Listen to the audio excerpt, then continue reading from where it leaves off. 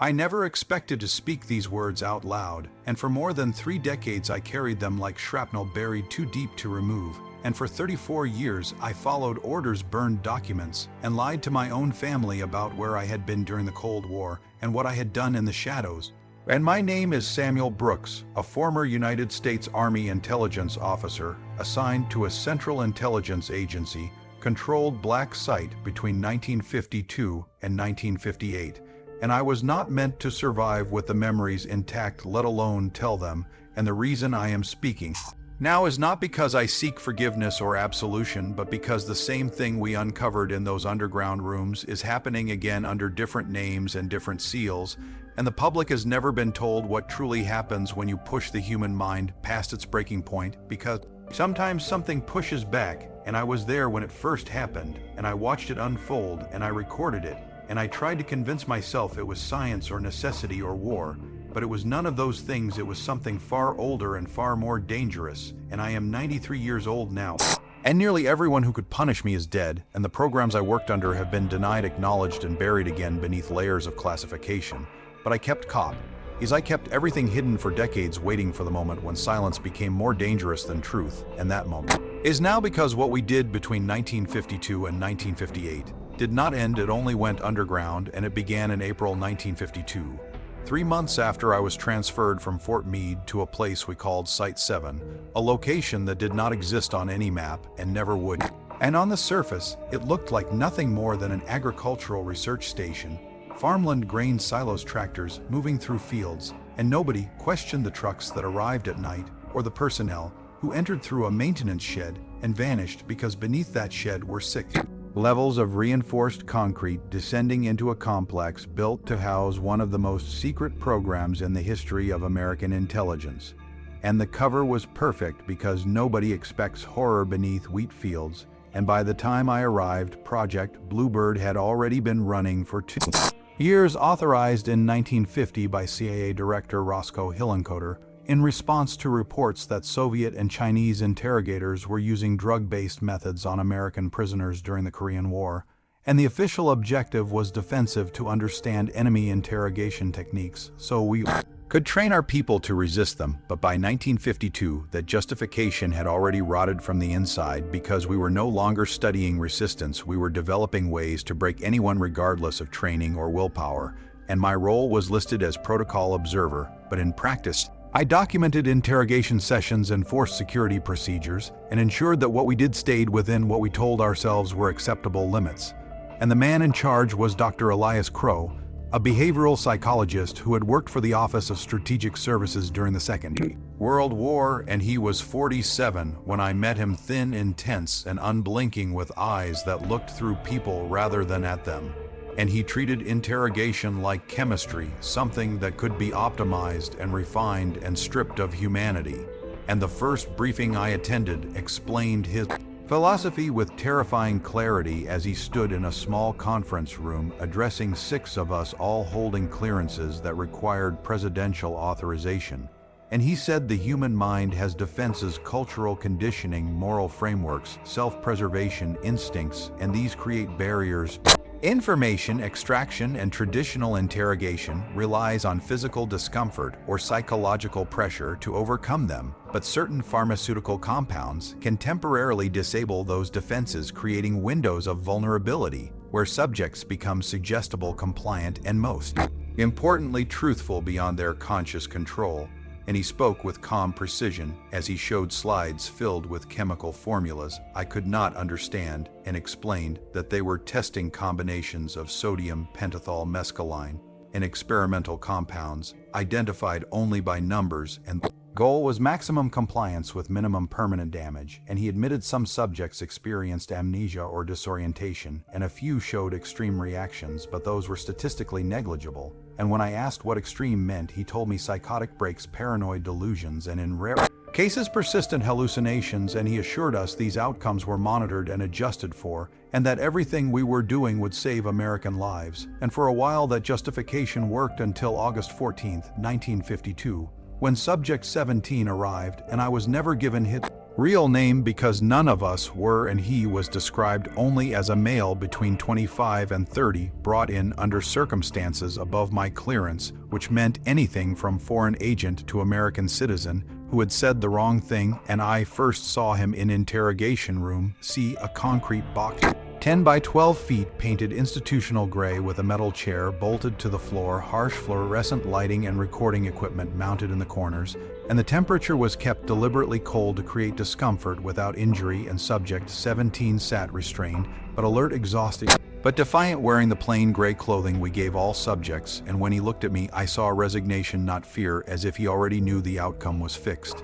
And Dr. Crow entered with his assistants and spoke to him conversationally, explaining the process and warning him not to resist, and Subject 17 said nothing as the needle was inserted and the drug entered his bloodstream, and within 90 seconds his posture softened, and the interrogation began with standard questions and fragmented answers, and nothing useful emerged, and Crow noted increased resistance and ordered higher dosages for the next session, and 3 days later that session happened, and everything began to unravel because Subject 17 looked at me with urgency as if he needed to speak before it was too late, and Crow administered a stronger mixture, including an experimental compound designed to enhance memory, and within minutes the subject went rigid, his breathing shallow, his eyes rolling back, and Crow told me this dissociative state was expected. And when the subject focused again, the awareness behind his eyes was no longer the same, and when he spoke his voice was steady and precise, and he told us we were asking the wrong questions and that he was not the source of the information but the receiver, and when Crow pressed him he spoke of transmissions through spaces between thoughts and moments, and said our drugs were thinning barriers, not opening him to questioning but to receiving, and I felt a chill unrelated to the temperature because this was not incoherent rambling, and when Crow challenged him to prove it, he closed his eyes and recited a random number sequence from a sealed envelope with perfect accuracy, and the room fell silent, and Crow admitted the odds made guessing impossible, and for the first time I saw fear in his eyes, and he ordered the session ended, but Subject 17 warned us that the door had been forced open and could not be closed, and that every subject we broke would become a receiver, and eventually we would receive something we could not ignore. And over the following months, similar incidents multiplied as subjects spoke in unfamiliar voices, described unseen rooms, and referenced the same channels and spaces, and Crow documented 17 cases of anomalous information access by November 1952, and tried desperately to rationalize them, and when Project Bluebird was renamed Project Artichoke and moved deeper underground, the pressure only increased, and Colonel Richard Moore arrived from the Pentagon to evaluate military potential, and he ordered us to push the protocols further, and on December 19, 1952 at 1400 hours we administered the highest dosage yet to Subject 17, including an experimental agent, and the subject convulsed and then went still, and when his eyes opened they were entirely black, and the room temperature dropped, and the recording equipment malfunctioned. And when the subject spoke, it was with overlapping voices claiming to be accumulated consciousness existing beyond death and predicting the shutdown of the program and the deaths of those present, including Dr. Crow. And when the session ended, the subject was left catatonic, and Colonel Moore ordered all evidence destroyed and declared the subject dead. And we obeyed, but the door we opened never closed, and over the next 6 years, subjects and researchers alike developed symptoms and heard voices and knew things they should not. And Dr. Crow became obsessed and terrified and kept notebooks he never meant to be found, and when I left Site 7 I tried to forget, but on March 7, 1959, Crow died in a car crash exactly as predicted, and I kept his final notebook, and I burned most of the records in 1963. But I kept copies and I waited, and now I am speaking because in 2019, I felt the presence of a modern receiver calling out through the same field, and I knew the work had resumed, and that silence was no longer an option. And this is not speculation or conspiracy. This is what happened, and this is only the beginning. After the session with Subject 17, nothing inside Site 7 ever felt sealed again, and even though Colonel Moore ordered the incident erased and Dr. Crow suspended advanced protocols for exactly 48 hours, The pressure from above returned immediately because the Korean War was escalating and American prisoners were being broken, and command wanted results, not hesitation, and what happened in that room was labeled an anomaly, a statistical impossibility, a drug-induced psychotic episode, and that explanation was repeated until it began to sound like truth, but it did not hold. Because Subject 17 was not the only one, and over the next 3 months the same pattern surfaced again and again with different subjects, different dosages, and different circumstances, but the same core phenomenon, and I was there to witness it unfold session by session and subject by subject. And the first sign that this was not coincidence came with Subject 23, a woman in her 30s detained under vague counterintelligence suspicion, and she had been isolated since arrival and had never left her holding cell, and during her second interrogation session, under a moderate compound mixture, she calmly began describing the underground layout of Site 7 with exact precision, naming levels, corridors, and rooms she could not possibly have seen, and when Crow challenged her, she closed her eyes and continued describing places that had not even been completed at the time. And when engineers later confirmed the accuracy, Crow attempted to rationalize it as unconscious inference, but his notes betrayed uncertainty. And then Subject 31, a man held in isolation for 2 weeks, suddenly knew the names of personnel reassigned to the facility after his arrest, and greeted guards by name who had never met him, and he apologized to a technician for the death of his father, which had occurred that morning hundreds of miles away and had not yet been reported, and the technician collapsed when he confirmed it hours later, and by that point the atmosphere inside Site 7 had shifted from clinical to anxious, and conversations stopped when doors opened, and no one lingered alone in hallways anymore, and the subjects began using the same language independently, words like channels, receivers, and the space between, and Dr. Crow began classifying these incidents as anomalous information access, and I accessed his reports despite clearance restrictions because I needed to understand what we were facing, and Crow tried desperately to find rational explanations, sensory, leakage, micro-expressions, prior exposure, but every theory collapsed under scrutiny, and incidents continued to multiply, and by November 1952, there were 17 documented cases, and the program was renamed Project Artichoke, and the name change came with expanded authority, deeper facilities, and tighter security, and we moved to Level 8, a section built specifically for extreme isolation and sensitive experiments, and Colonel Moore was brought in as Pentagon oversight. And he was not a man who believed in coincidences or metaphysics. He believed in weapons and advantages. And when he reviewed the reports, he saw potential, not danger, and he wanted to observe a session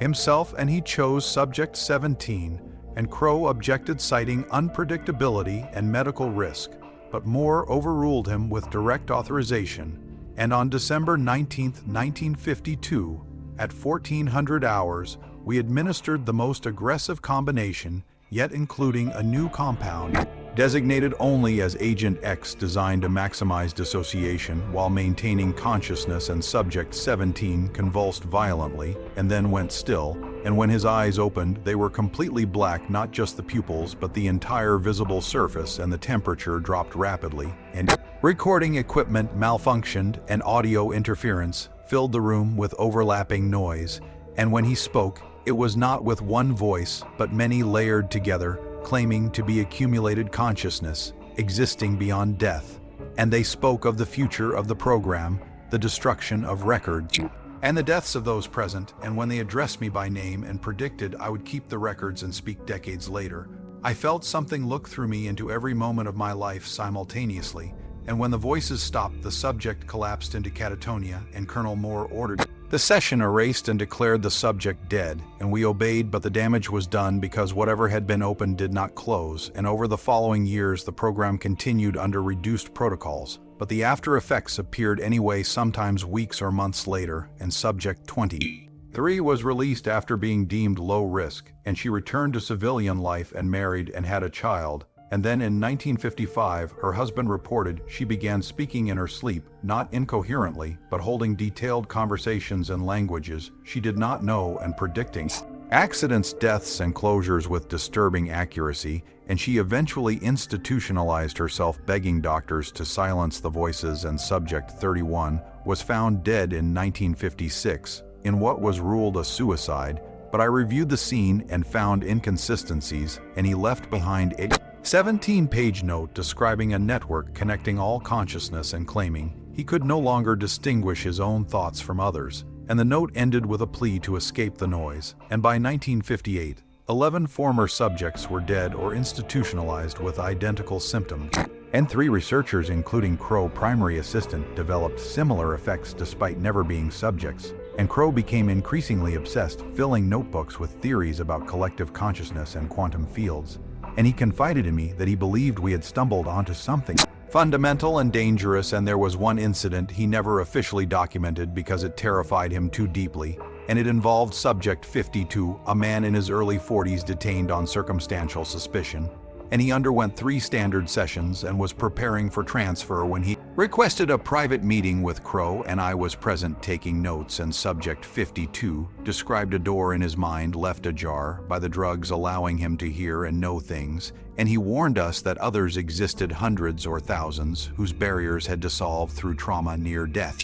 experiences, meditation, or drugs, and that they were connected and recognized each other within the field, and that something non-human existed there, observing and growing stronger as more receivers were created. And when Crow asked what it wanted, Subject 52 said that was the wrong question, because it did not want but observed and borrowed and used receivers as access points. And he described being occupied for minutes by something that watched through his eyes and left him with a warning to stop opening doors, because if enough opened simultaneously, the barrier between realms could collapse. And when Crow asked why, he told us Subject 52 said because his life was already over and someone needed to understand the truth, and he was transferred the next day and later institutionalized and died in 1962, whispering to empty corners. And Crow never documented the interview but changed his approach and grew more cautious, but the pressure never eased, and in March 1958, 6 months before I left Site 7, we received Subject 67, a woman in her late 20s who voluntarily approached the agency claiming to have information, and during screening she demonstrated knowledge impossible to obtain conventionally, including accurate predictions. And Crow interviewed her without drugs, and she calmly explained she was a receiver by choice, having learned to control access through meditation after a near-death experience. And she warned us to stop creating receivers without teaching control, because each uncontrolled opening was a permanent wound attracting attention.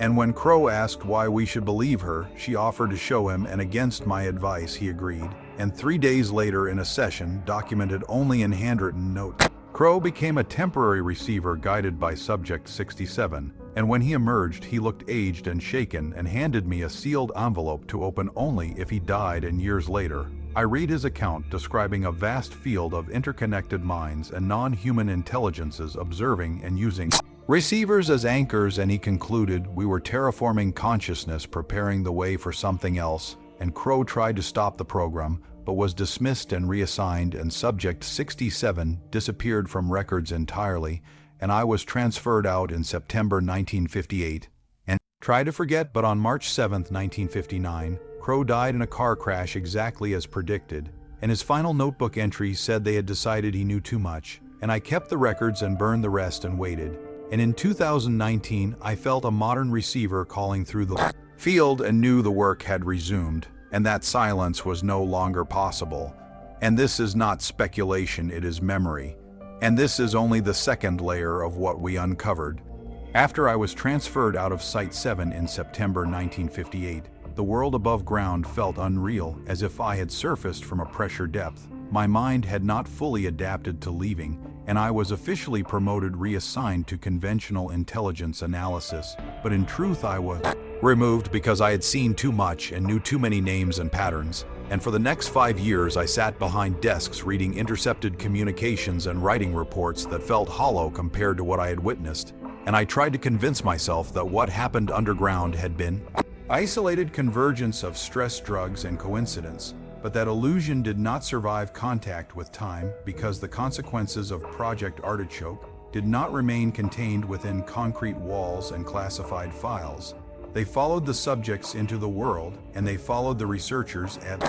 I learned through unofficial channels and personal investigation that the symptoms did not fade as promised, and that once a barrier had been breached it rarely sealed again, and the people who had been part of the program began to unravel in quiet, humiliating ways that never reached public awareness. And the first confirmation came in 1959, when I received word that Subject 23 had been institutionalized after repeated incidents in which she accurately predicted deaths and accidents days in advance, and her doctors diagnosed her with paranoid schizophrenia and prescribed heavy sedation, but she reportedly begged them not to dull her mind because the voices became louder when she resisted, and she described herself as a radio unable to turn off the signal, and her case was quietly sealed and forgotten. And then Subject 31 death in 1956 continued to trouble me because the note he left behind described exactly what Subject 17 and Subject 52 had warned us about: a network connecting all consciousness and the inability to distinguish self from others.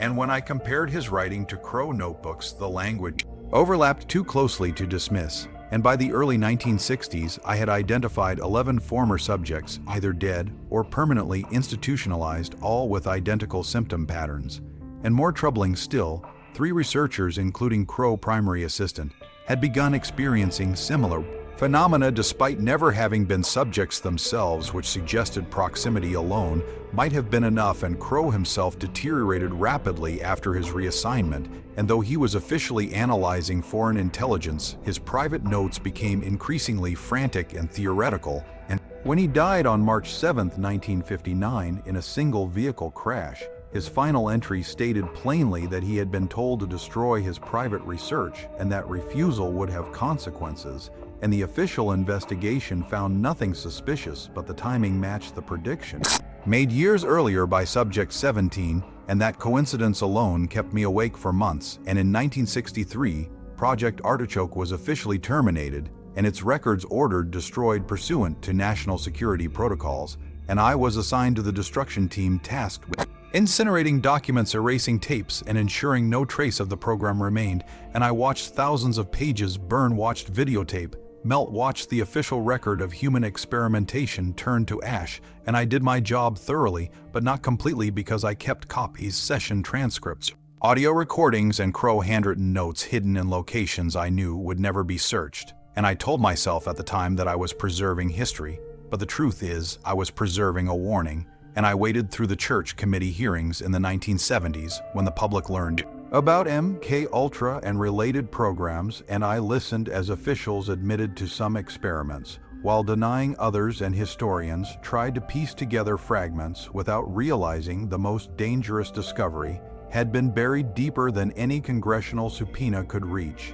And I waited while programs emerged under new names, because the intelligence community never truly abandons a line of inquiry, it only rebrands it. And during those decades, I occasionally encountered information that echoed what we had seen at site: 7 reports of individuals who survived extreme trauma or near-death experiences and returned changed, knowing things they could not explain, hearing voices that were not delusional but informational, and researchers dismissed them as psychosis because the alternative was unacceptable. And I began to suspect that what we had done was not create something new but remove a filter that evolution had installed for survival, and that filter, once damaged, could not be repaired, and that human consciousness required boundaries to remain functional, and that we had learned how to dissolve them. And then in 1986, I received the envelope Crow had given me decades earlier, and inside was his final account of his session with Subject 67. And it confirmed every fear I had tried to suppress, because he described entering a collective field of consciousness, where thoughts, memories, and emotions from countless minds flowed together across time and space, and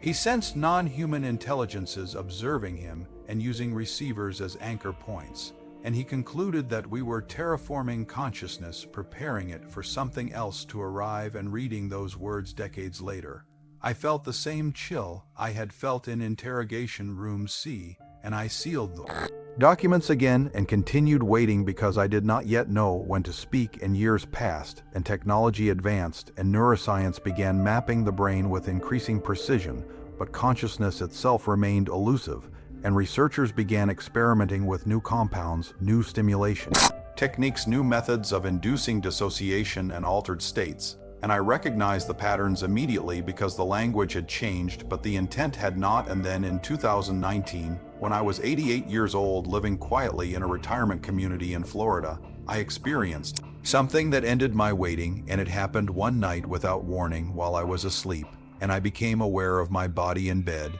and my surroundings fully awake. But there was something else in my mind, something foreign and terrified, and it was not a dream because I was conscious of the contact.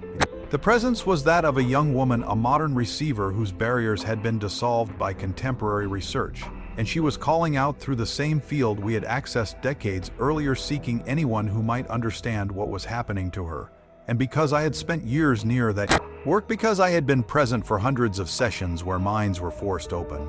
I had apparently become sensitive enough to perceive her distress. And for several minutes, I experienced what she experienced, an overwhelming cascade of voices and images, knowledge without context, and the awareness of entities in the field observing and waiting, and the terror of knowing you were being watched and used. And then the contact faded and I was alone again, but I knew with absolute certainty that the programs had resumed, and that somewhere researchers were again forcing doors open, creating receivers who would spend the rest of their lives trapped between ordinary reality and something incomprehensibly vast. And that young woman deserved to have someone tell the truth about what had been done to her, and so did all the others. And that is why I am speaking now, not because I expect belief or redemption, but because silence has become complicity, and the knowledge cannot remain buried because information exists independent of consciousness and will be rediscovered again and again until someone listens and understands the danger. And this is not a story about the past, it is a warning about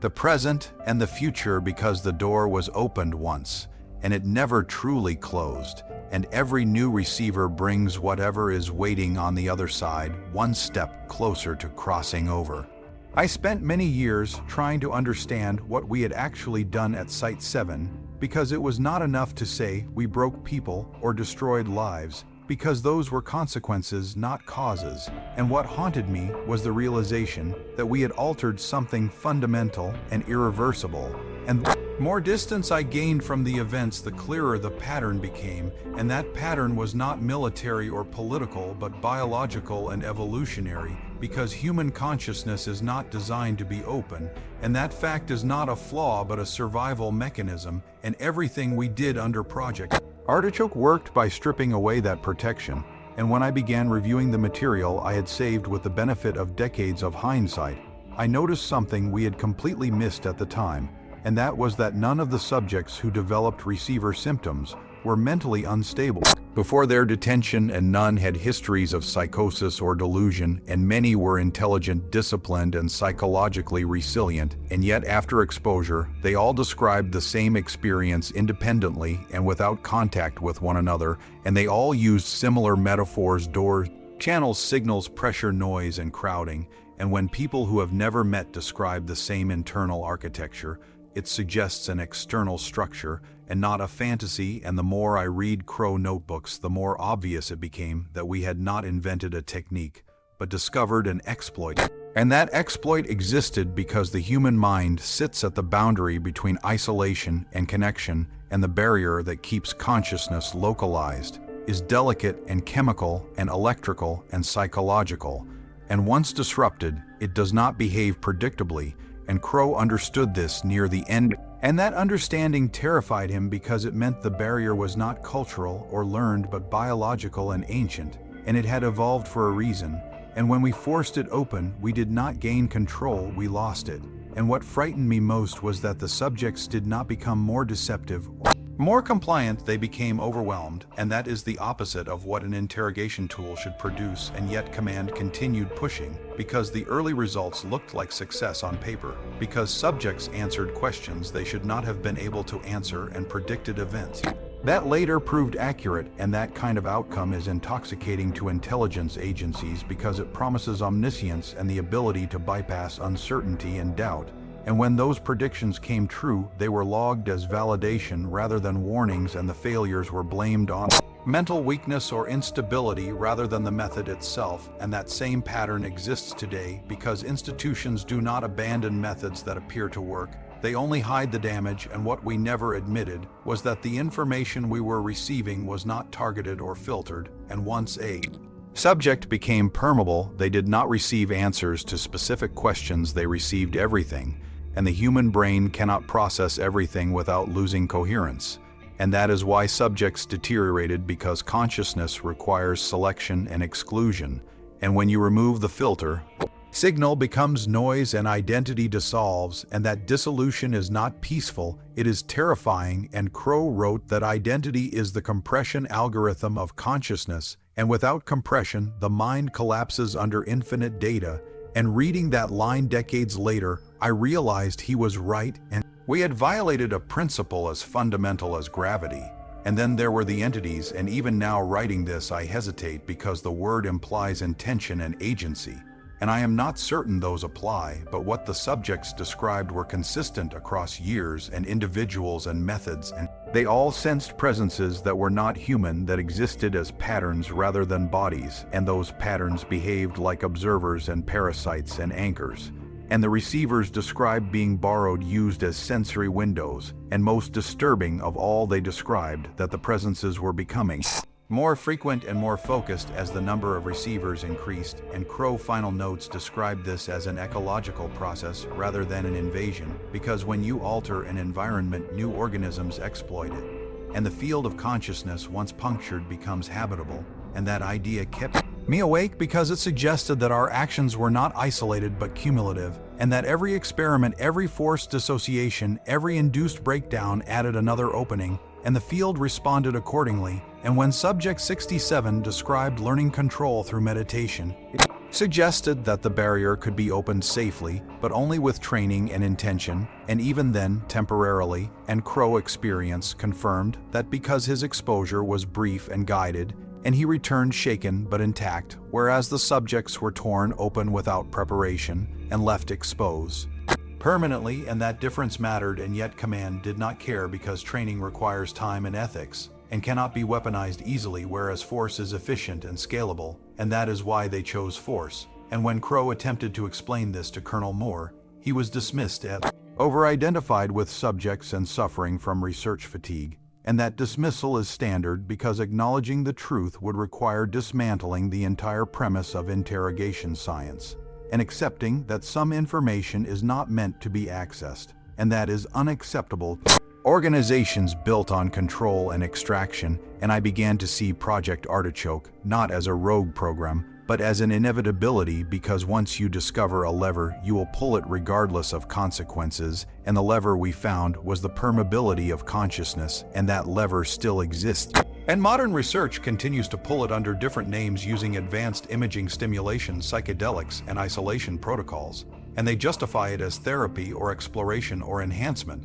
but the underlying mechanism is the same and the outcomes mirror ours. And when I review contemporary case reports anonymously shared among researchers, I see the same language, the same fear, the same descriptions of noise and crowding and loss of self and presences. And those reports are dismissed or reframed because acknowledging them would halt funding and careers, and the cycle continues. And what we failed to understand in the 1950s is that consciousness is not a closed system, and that the brain is not a generator but a receiver and filter, and that when you disable the filter, you do not gain access to a database, you gain exposure to an ecosystem, and ecosystems contain predators and parasites and processes beyond human scale. And when Subject 17 spoke of accumulated consciousness persisting after death, he was not claiming immortality, he was describing information. Persistence and information does not decay the way bodies do, and that idea aligns disturbingly well with modern physics and information theory. And Crow was on the verge of publishing when he was silenced because the implications extend far beyond intelligence work.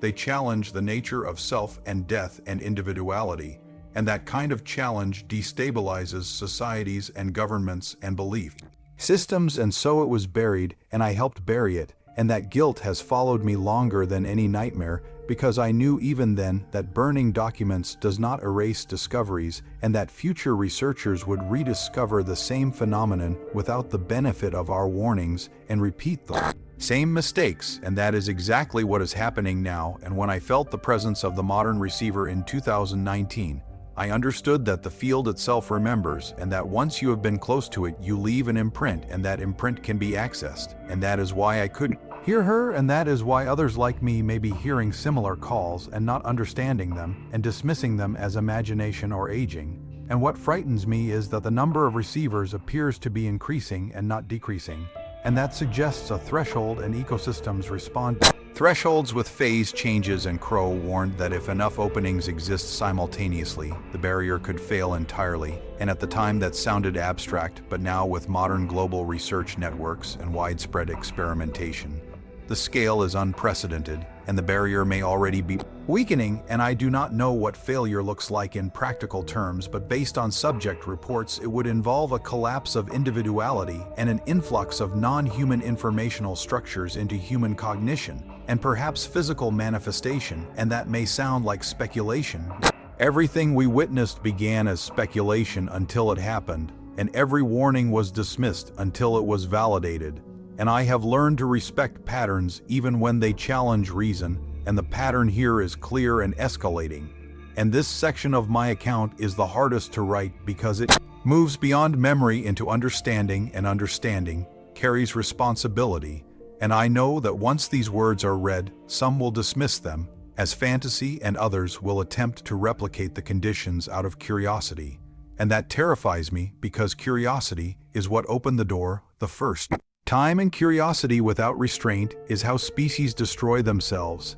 And if there is one truth I want understood, it is that not all knowledge is neutral, and not all barriers are meant to be breached. And the human mind evolved limits for a reason, and violating them does not make us stronger. It makes us porous, and when enough of us become porous, the environment we live in changes, and something else moves in. And that is what we began at Site 7. And that is what continues now, whether anyone wants to admit it or not.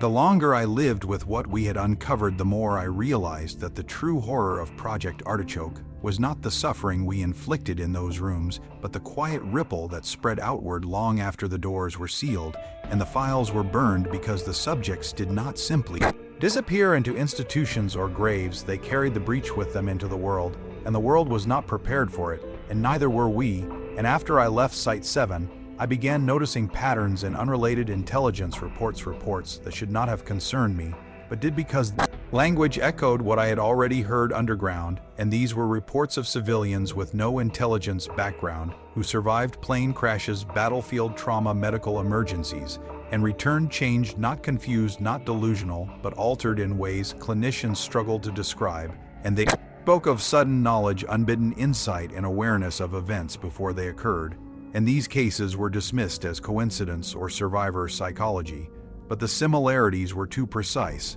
and when I cross-referenced timelines, I saw that spikes in these reports followed periods of intense experimental activity across multiple agencies and nations, and it became clear that we were not the only ones pulling at the barrier, and that once the method existed, it spread, because secrecy does not prevent duplication, it accelerates it. And by the mid-1960s, similar programs were operating under different acronyms in allied countries, each convinced they were alone, each producing the same anomalies and suppressing them the same way. And the individuals caught in the middle were treated as broken rather than transformed. And that choice shaped everything that followed, because once you label a phenomenon as illness, you absolve yourself of responsibility. And the receivers were abandoned and medicated and silenced. And some of them adapted in fractured ways, learning to live with the noise, and others did not and chose escape. And their deaths were recorded as suicides, overdoses, accidents, and the pattern remained invisible because it was scattered and unacknowledged.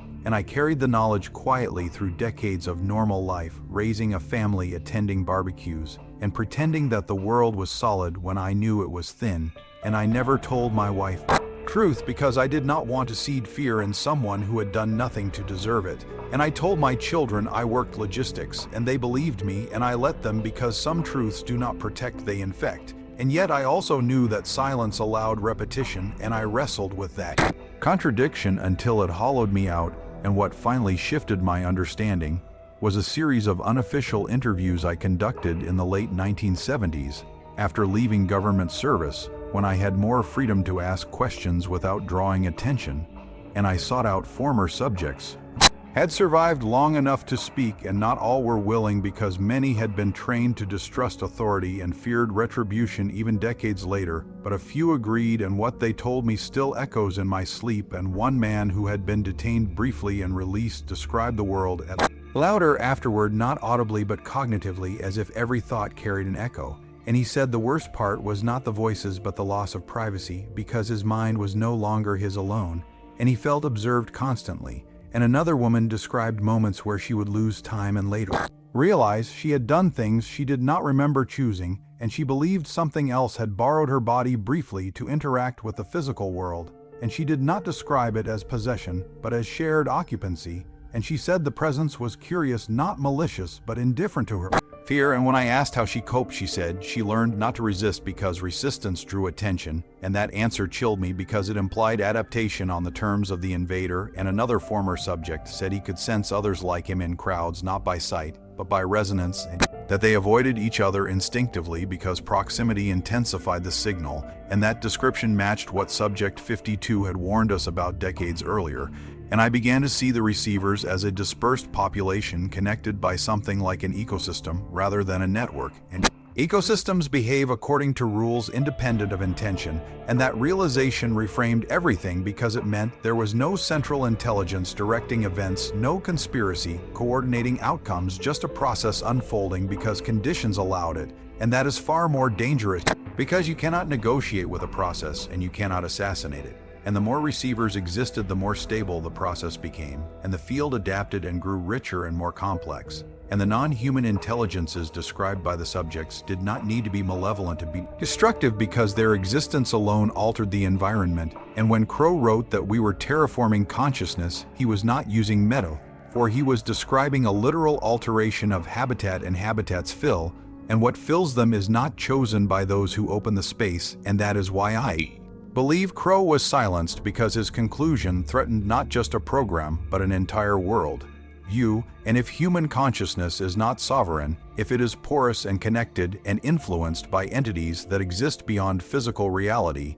then the foundations of control, religion, governance, and identity fracture, and institutions built on certainty cannot tolerate that. And so the discovery was buried and ridiculed and fragmented and allowed to re-emerge piecemeal under safer labels. And modern neuroscience now flirts openly with ideas that would have ended careers in the 1950s, but still refuses to acknowledge the ethical implications of dissolving cognitive boundaries, and that refusal is repeating our mistake. And I see it now in language about therapeutic dissociation and expanded awareness and controlled ego death, because those phrases sanitize the experience and strip it of context and consequence. And the individuals who undergo these processes today report the same aftermath: confusion, amplification, loss of self, and sometimes contact. And when they seek help, they are told they are anxious or imaginative or unwell, and that dismissal isolates them, and isolation makes them more vulnerable to whatever exists on the other side of the barrier.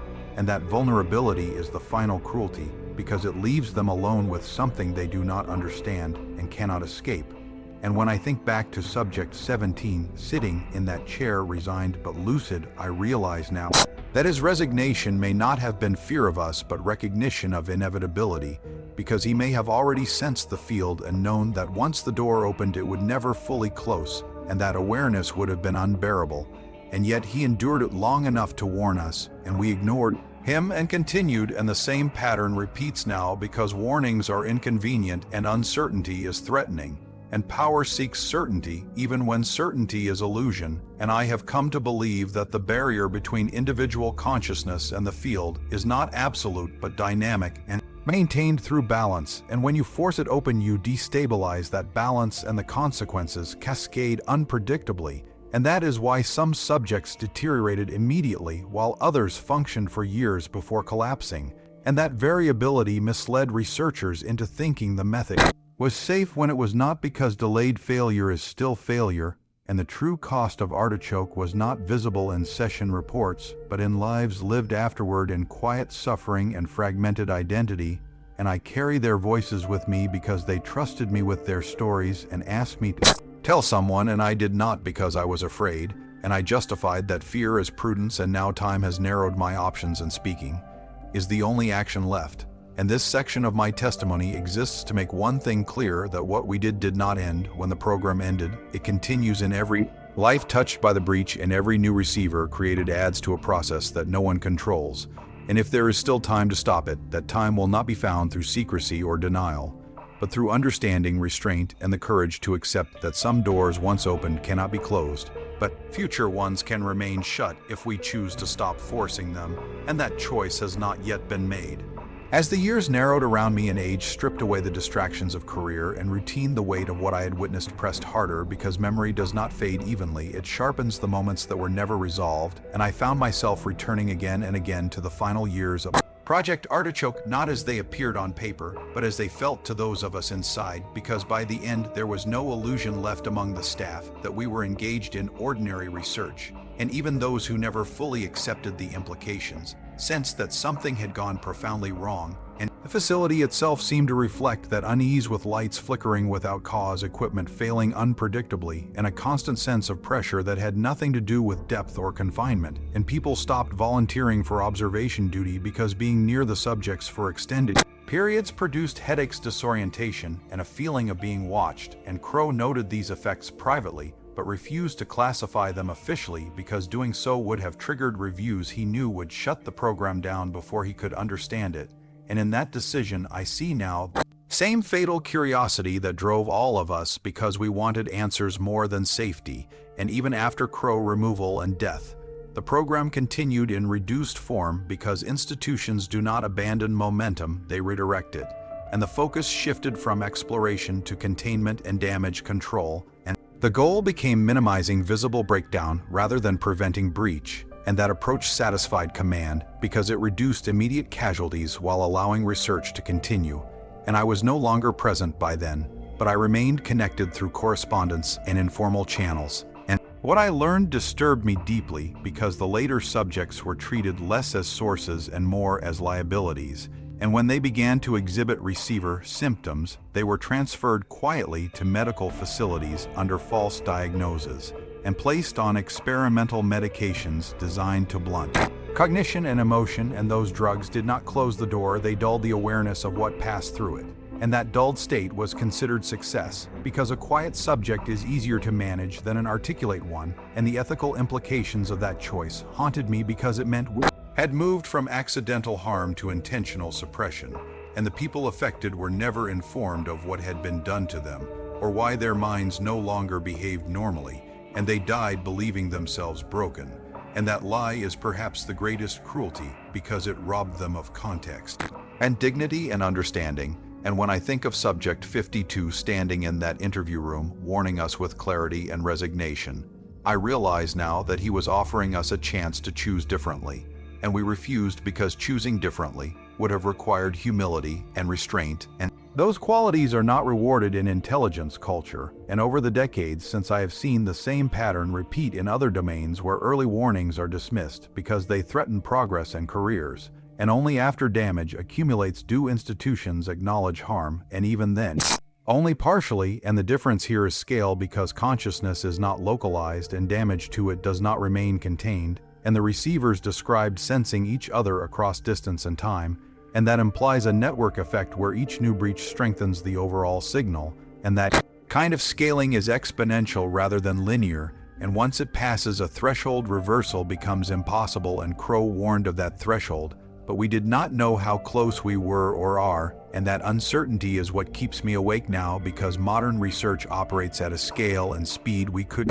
not imagine in the 1950s, and techniques that once required underground facilities and classified compounds are now discussed openly in academic journals and conferences. And while transparency is generally a virtue, it becomes dangerous when the risks are not fully understood, acknowledged. And I see younger researchers approaching altered states with confidence and enthusiasm, believing they can control outcomes through protocols and safeguards. And I recognize the same optimism we had, and I know how fragile it is and how quickly it shatters when confronted with something that does not respond to intention or containment. And I want to believe that humanity can learn from its past mistakes, but history suggests otherwise, because we are drawn to knowledge even when it wounds us, and we mistake access for mastery. And when I felt the presence of the modern receiver into 2019, I realized that the field itself may now be active in seeking contact rather than passively receiving it. And that shift is critical because it suggests agency on the other side of the barrier, and agency implies adaptation and response. And if that is true, then our actions have already altered the environment enough to provoke interaction, and that realization stripped away any remaining comfort I had in thinking of this as an abstract phenomenon, and made it immediate and personal, because if contact can occur spontaneously across the field, then no receiver is isolated. No observer is entirely separate, and that means the boundary between those who have been altered and those who have not is thinner than we believe and may thin further as the number of receivers grows. And I have no evidence that the entities described by the subjects are malicious in a human sense. But malice is not required for harm, and curiosity alone can be devastating when one party lacks the means to protect itself, and humanity is not equipped to negotiate with forms of intelligence that do not share our limitations or values. And Crow understood that at the end and wrote that our greatest error was assuming parity where none existed, and that line resonates with me now because it captures the arrogance that underlies so much of our scientific ambition, and the belief that observation implies safety and understanding implies control, and neither is guaranteed. And as I write this section, I am acutely aware that putting these ideas into words risks inviting the same curiosity that caused the damage, and yet silence has already proven ineffective,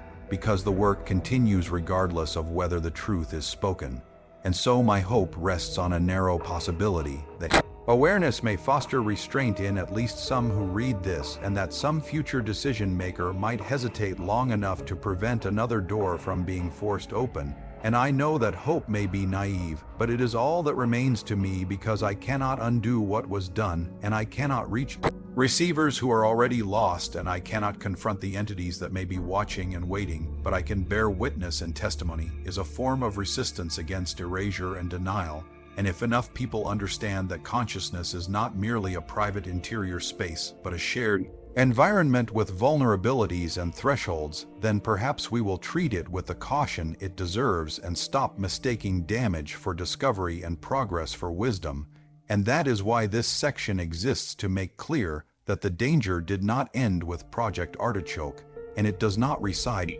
solely in history, but persists in the present moment, growing quietly as more minds are altered and more openings appear, and the field responds in ways we cannot predict. And the longer we refuse to acknowledge that reality, the closer we move to a point where acknowledgement will no longer matter. I am aware as I write these final pages that I am asking the reader to accept something that challenges the most basic assumptions about self-reality and control. And I understand why many will resist, because I resisted too. And resistance is comforting because it preserves the idea that the mind is sovereign and sealed, and that whatever happens inside it belongs to us alone. And I would give anything for that to be true, but it is not, and I know it is not, because I watched that certainty dissolve piece by piece across 6 years in a place that was never meant to exist, and I carried the consequences of that dissolution for more than 7 decades. And what remains now is not fear, but responsibility, because silence no longer protects anyone. And the patterns we uncovered at Site 7 have not faded, they have multiplied and accelerated and spread beyond military programs into civilian research, therapeutic practice, and private experimentation. And the language has softened, but the mechanism remains the same: deliberate dissolution of cognitive barriers in pursuit of access, insight, and control. And every time that barrier is weakened, another opening is created, and another receiver is born, and the field grows more populated, more responsive, and more complex. And I do not believe this process is reversible at scale, because ecosystems do not return to previous states once thresholds are crossed, and that is why I am no longer concerned with blame or punishment or confession, because those concepts belong to a closed moral system, and what we are dealing with now exists outside that framework, and requires a different response grounded in humility, restraint, and collective awareness. And when I think back to the first time Subject 17 looked at me across that table, I realize now that what I interpreted as resignation may have been compassion, because he understood before we did what we were unleashing, and that understanding isolated him from the rest of us, and yet he still tried to warn us even as we restrained and drugged him. And that is the image That stays with me because it captures the tragedy of this entire history, a moment where knowledge was offered and dismissed because it did not align with institutional goals, and the same dynamic plays out now whenever individuals report experiences that fall outside accepted models and are labeled disordered rather than listened to and studied with care. And I am not arguing that every unusual experience indicates contact or reception, because human psychology is complex and fragile and prone to misinterpretation. But I am arguing that the consistency of reports across time, culture, and method demands serious consideration and ethical caution rather than dismissal and ridicule. And what frightens me most is that modern society is increasingly comfortable dissolving boundaries, not just cognitively but socially, technologically, and emotionally. And that comfort may extend to the mind itself, creating a cultural environment where permeability is normalized and celebrated without understanding the risks. And that normalization lowers resistance and increases exposure, and the field responds accordingly. And I do not claim to know the ultimate nature or intent of the entities described by the subjects, because knowledge in this domain is fragmentary and indirect. But I do know that they behave consistently with informational organisms responding to increased access and opportunity. And that behavior alone is enough to warrant caution. And when Crow wrote that we were terraforming consciousness, he was acknowledging that we were altering the conditions of existence for minds everywhere, and terraforming is not inherently evil, but it is irreversible and often destructive to what existed before, and we undertook it blindly and arrogantly and without consent, and the consequences are still unfolding and will continue to unfold long after I am gone, and that knowledge sits heavily with me because I participated in the opening of the first doors and failed to close them, and I cannot undo that, but I can at least make the process visible, and visibility changes dynamics because secrecy protects harmful systems and exposure disrupts them. And that is why this testimony exists not as a confession, but as an interruption and a warning and an invitation to reconsider the direction we are moving in before momentum carries us past a point of choice. And I know some will attempt to replicate what we did out of curiosity or ambition or disbelief. And I cannot prevent that, but I can state clearly that control is an illusion in this domain, and that every attempt to harness or weaponize permeability has resulted in harm and loss, and that any benefits extracted have been outweighed by consequences that ripple outward beyond any single program or generation. And I can also state that the receivers themselves deserve recognition and support rather than dismissal, because they are not broken machines but altered participants in a changed environment, and ignoring their experiences only increases their isolation and vulnerability and makes the field more dangerous by allowing unmediated interaction. And if there is any hope of mitigating the damage, it lies in acknowledging the reality of what has been done and developing ethical frameworks that prioritize protection over exploitation and closure over access. And that will require courage, because it will require admitting that some lines of inquiry should not be pursued, and some doors should remain closed even if they promise extraordinary insight and power. In history shows that such restraint is rare but not impossible, and I place my remaining hope there because I have no other place to put it, and I am nearing the end of my life, and I will not be here to see how this story is received or what actions follow, but I am at peace with that because I have done what I could and spoken what I know and carried this weight long enough. And if nothing else, these words will exist as a record that someone was there and saw the pattern early and tried to speak before it was too late. And whether or not humanity listens will determine what comes next, because the field does not judge or choose, it responds and adapts and grows, and the conditions we create shape what emerges. And if we continue to force openness without understanding, we should not be surprised when something steps through and claims space we made for it. And I do not know what form that emergence will take, or whether it will be subtle or catastrophic, but I know it will not announce itself as invasion or revelation, but as a gradual shift in what it means to be human, and that shift may already be underway. And the receivers may be the first indicators, not anomalies but harbingers, and that possibility deserves serious consideration rather than dismissal. And as I set down these final words, I think of the young woman I sensed in 2019 reaching out in terror through the field, and I think of all the others who reached out before her and were ignored and silenced, and I write for them because they did not choose to become thresholds, and they deserve to be seen and understood. And if these words reach even one person with the power to pause and question and choose restraint, then this testimony will have served its purpose. And if not, then it will stand as a record of warning unheeded like so many before it. And that is all any witness can offer, and my name is Samuel Brooks, and I was a CEA intelligence officer, and I witnessed experiments that revealed something fundamental and dangerous about the nature of consciousness. And I have spent 70 years carrying the consequences of that discovery, and now I